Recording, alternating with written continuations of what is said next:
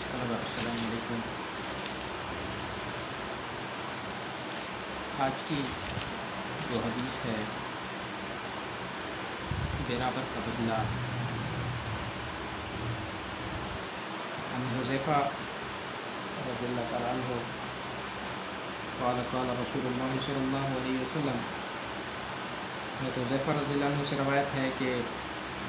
رسول کریم صلی اللہ علیہ وسلم نے فرمایا لا تکونوا امعاۃ، کہ تم کمزور رائے والے لوگ نہ بن جاؤ، تقولون، کہ کہنے لگو، ان احسن الناس، کہ اگر لوگ ہم سے حسن سلوک کریں گے تو احسننا، ہم بھی حسن سلوک کریں گے، وَإِن ظلموا، اور اگر وہ ظلم کریں گے تو ظلمنا، ہم بھی ظلم کریں گے، ولیکن، بلکہ، وَطِّنُوا انفسکم، کہ تم اپنے نفسوں کو اس پر قائم رکھو، ان احسن الناس ان تحسنوا، اگر لوگ حسن سلوک کریں گے تم حسن سلوک کرو گے، وَإِنْ أَسَاءُوا فَلَا تَظْلِمُوا، اگر وہ برائی کریں گے تو تم ظلم نہیں کرو گے۔ حضرت حذیفہ رضی اللہ عنہ سے روایت ہے کہ رسول کریم صلی اللہ علیہ وسلم نے فرمایا کہ تم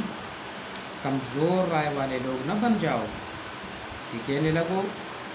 کہ اگر لوگ ہم سے حسن سلوک کریں گے تو ہم بھی حسن سلوک کریں گے، اور اگر وہ ظلم کریں گے تو ہم بھی ظلم کریں گے، نہیں، بلکہ فرمایا تم اپنے نفسوں کو اس پر قائم رکھو کہ اگر لوگ حسن سلوک کریں گے تو تم حسن سلوک کرو گے، اور اگر وہ برائی کریں گے تو تم برائی نہیں کرو گے، بلکہ برائی کرنے کے باوجود بھی تم ان کے ساتھ حسن سلوک کرو گے۔ تو حدیث پاک میں حضور نبی کریم صلی اللہ علیہ وسلم نے لوگوں سے حسن سلوک کا اعلیٰ معیار جو ہے وہ بیان کیا ہے۔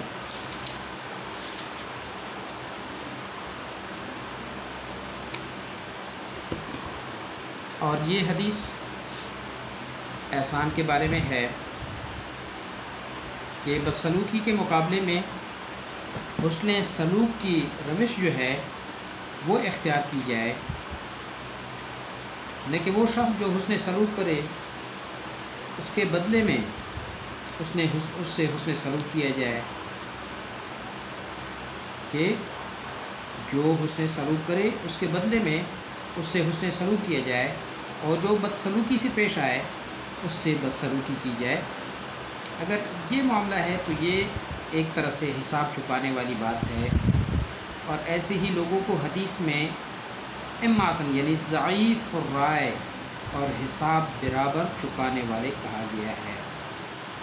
حضور پاک صلی اللہ علیہ وسلم نے احسان کی روش اختیار کرنے کی تلقین کی ہے،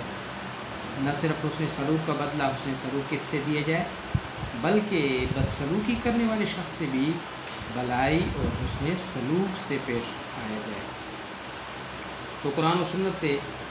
زندگی گزارنے کے جو اصول ہمیں ملے ہیں ان میں سے ایک بنیادی اور اساسی اصول یہ ہے کہ احسان کی راہ اختیار کی، اچائی اور حسن سلوک کا جواب حسن سلوک کی شکل میں دیا جائے۔ قرآن مقدس میں فرمایا وَأَحْسِن كَمَا أَحْسَنَ اللَّهُ إِلَيْكَ، دوسروں پر احسان کرو جس طرح کہ اللہ نے تم پہ احسان کیا ہے۔ اور دوسرے مقام پہ فرمایا هَلْ جَزَاءُ الْإِحْسَانِ إِلَّا الْإِحْسَانُ، کہ احسان کا بدلہ احسان کے سوا کچھ نہیں۔ فرمایا وَأَحْسِنُوا إِنَّ اللَّهَ يُحِبُّ الْمُحْسِنِينَ، احسان کرو بے شک اللہ جل جلالہ احسان کرنے والوں کو پسند کرتا ہے۔ اور اسی بات کو ان الفاظ کے ساتھ بھی بیان کیا گیا ہے کہ واللہ یحب المحسنین، اللہ جل جلالہ احسان کرنے والوں کو پسند کرتا ہے۔ تو احسان کا عملی مظاہرہ جو ہے وہ یہ ہے کہ دوسروں کے رویے سے قطع نظر ہر ایک سے حسن سلوک سے پیش آیا جائے۔ حضور نبی کریم صلی اللہ علیہ وسلم نے ہمیں یہ تربیت دی ہے کہ ہم دوسرے کے رویے کو نہ دیکھیں کہ وہ ہمارے ساتھ اچھا سلوک کریں گے تو ہم بھی اچھا سلوک روا رکھیں گے، بلکہ آپ صلی اللہ علیہ وسلم نے احسان کی راہ اختیار کرتے ہوئے دوسرے لوگوں کے منفی طرز عمل کے باوجود بھی ان سے حسن سلوک سے پیش آنے کا حکم دیا ہے کہ منفی رویہ اختیار کرنے کی وجہ سے یہ نہیں کہ دوسرے نے میرے ساتھ ظلم کیا تو میں بھی اس کے ساتھ ظلم کروں، بلکہ جو ظلم کرے اس کے ساتھ بھی احسان والا معاملہ فرمانا چاہیے۔ آپ صلی اللہ علیہ وسلم فرمایا مجھے میرے رب نے 9 باتوں کا خاص طور پہ حکم فرمایا ہے، اور ان میں سے ایک بات یہ ہے کہ کوئی مجھ سے زیادتی اور بدسلوکی کرے تو میں اسے معاف کر دیا کروں، کہ کوئی مجھ سے زیادتی اور بدسلوکی کرے تو پھر مجھے کس چیز کا حکم ہے کہ میں اسے معاف کر دیا کروں۔ اور آپ صلی اللہ علیہ وسلم کا ارشاد ہے کہ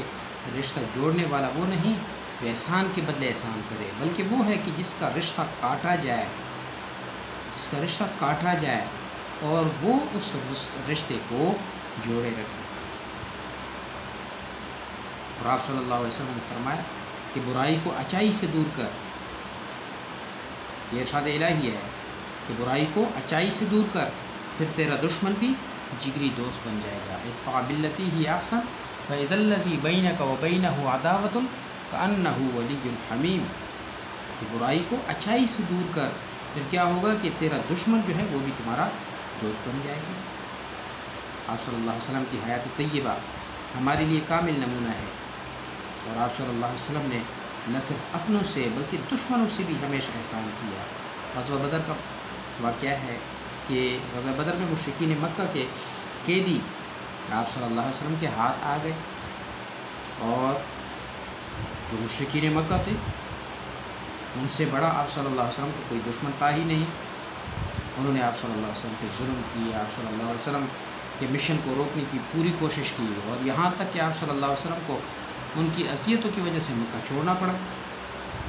اور وہی لوگ، وہی دشمن آپ صلی اللہ علیہ وسلم کے ہاتھ آ گئے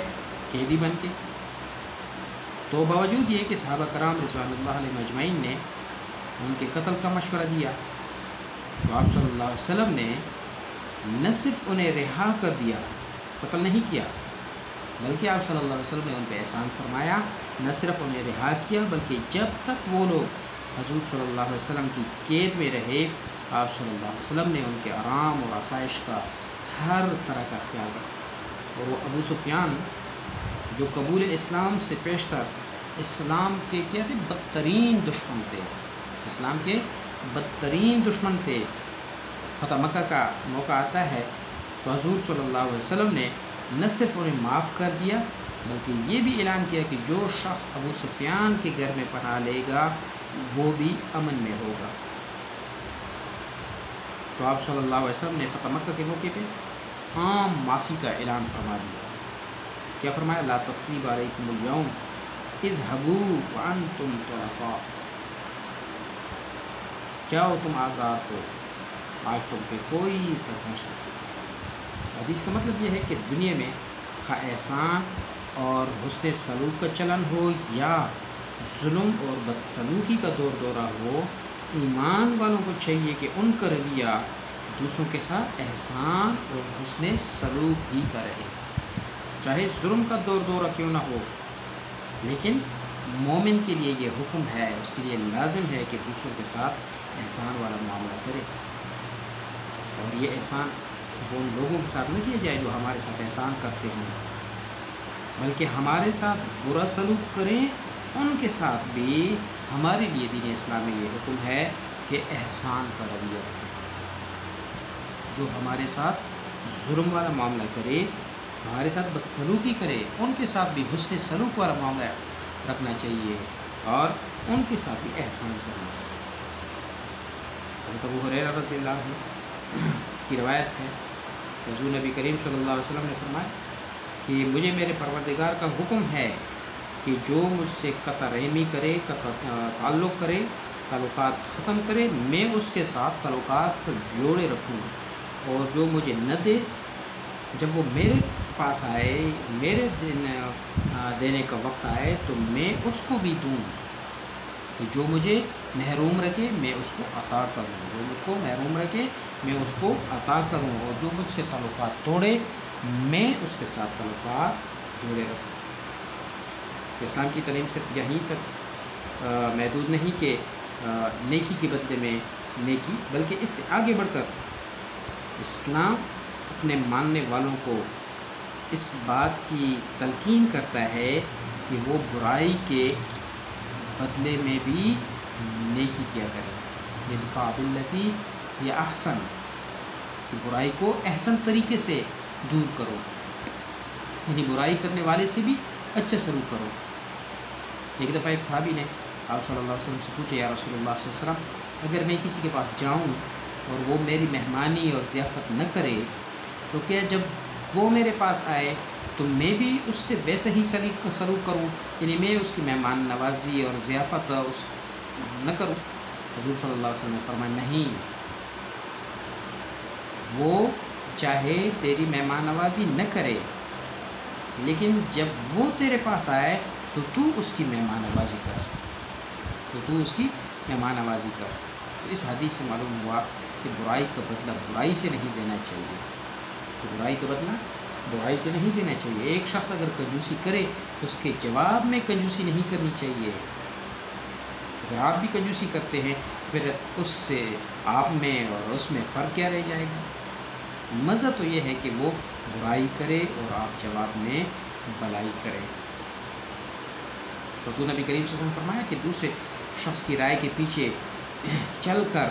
یہ نہ کہو کہ اگر لوگ ہمارے ساتھ احسان کریں گے تو ہم بھی احسان کریں گے، اگر وہ ظلم کریں گے تو ہم بھی ظلم کریں گے، نہیں، بلکہ ایسا کرو کہ لوگ احسان کریں تو ان کے ساتھ بھی احسان سے پیش آؤ، اور اگر وہ برائی کریں،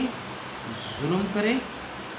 تو برائی کے مقابلے میں آپ نے برائی نہیں کرنی ہے، بلکہ حضور نبی کریم صلی اللہ علیہ وسلم کی تلقین یہ ہے کہ برائی کا جواب جو ہے وہ بلائی کے ساتھ دینا ہے۔ تو ایک شخص نے حضور نبی کریم صلی اللہ علیہ وسلم سے پوچھا، یا رسول اللہ صلی اللہ علیہ وسلم،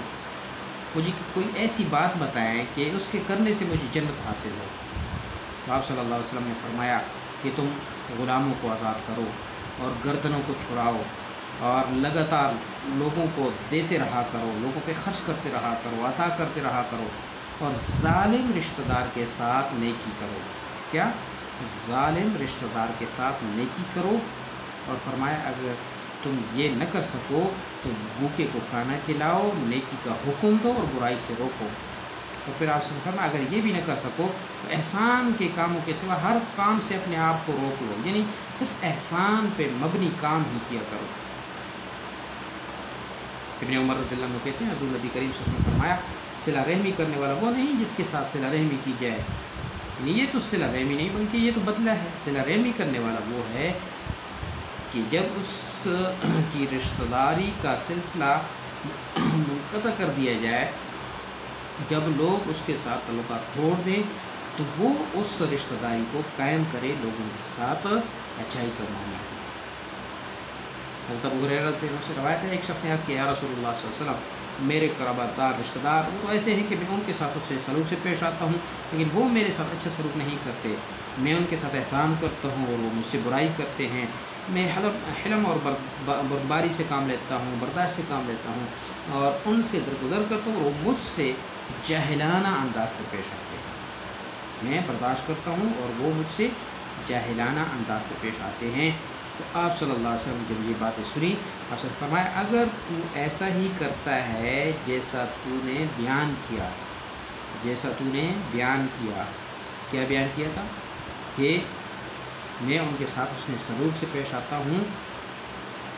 وہ میرے ساتھ اچھے سلوک نہیں کرتے، پھر بھی میں ان کے ساتھ حسن سلوک سے پیش آتا ہوں، میں ان پہ احسان کرتا ہوں، اور وہ مجھ سے برائی کرتے ہیں میں اس کو برداشت کرتا ہوں۔ تو آپ سے فرمایا جیسے تو فرما رہا ہے اگر تو ایسے ہی کرتا ہے تو پھر تیرے ساتھ ہمیشہ اللہ کی مدد ہے، اور اللہ تبارک و تعالیٰ ان کی اذیتوں اور شر کو تجھ سے دفع کرنے والا ہے جب تک کہ تو اس صف پہ قائم رہے۔ تو ایک موقع پر منافقین نے حضرت ابوبکر صدیق رضی اللہ عنہ کی بیٹی اور حضور نبی کریم صلی اللہ علیہ وسلم کی اہلیہ حضرت عائشہ صدیقہ رضی اللہ عنہا پہ تہمت لگا دی۔ مدینہ طیبہ میں آپ صلی اللہ علیہ وسلم کے اہل خانہ کے خلاف جو ہے نا بدتمیزی کی، تو کچھ سادہ لوگ مسلمان جو ہیں وہ بھی منافقین کے اس پروپیگنڈے سے متاثر ہو گئے، انہیں بھی کچھ بدگمانی ہو گئی، اور ان بدگمان ہونے والے لوگوں میں ایک صحابی جو تھے مستہ بن اساسہ وہ بھی تھے، اور یہ مستہ جو تھے مستہ بن اساسہ یہ حضرت ابوبکر صدیق رضی اللہ عنہ کے خالہ زاد بائی تھے، اور معاشی طور پر بڑے غریب تھے۔ حضرت ابوبکر صدیق رضی اللہ عنہ ان کی کیا کرتے، معاشی مدد کیا کرتے تھے۔ تو باقی لوگوں نے تو جو کچھ کہنا تھا، جو الزام لگا رہے تھے، لیکن جب مستہ نے اس طرح کے کسی احسان کی پرواہ کیے بغیر حضرت عائشہ صدیقہ رضی اللہ عنہ پہ الزام لگانے والوں کا ساتھ دیا، تو حضرت ابوبکر صدیق رضی اللہ عنہ کو بڑا صدمہ ہوا،